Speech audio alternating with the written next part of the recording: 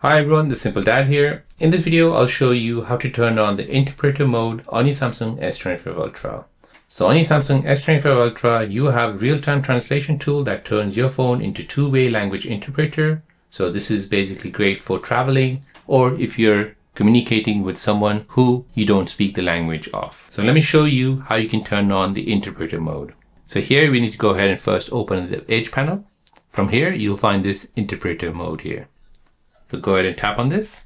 So this is a conversation mode. So you can basically choose your language. So you can choose the other person's language.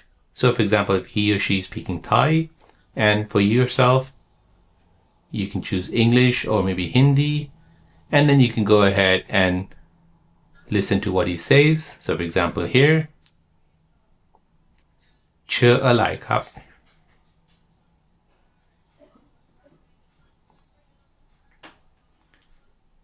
Khao pat kai.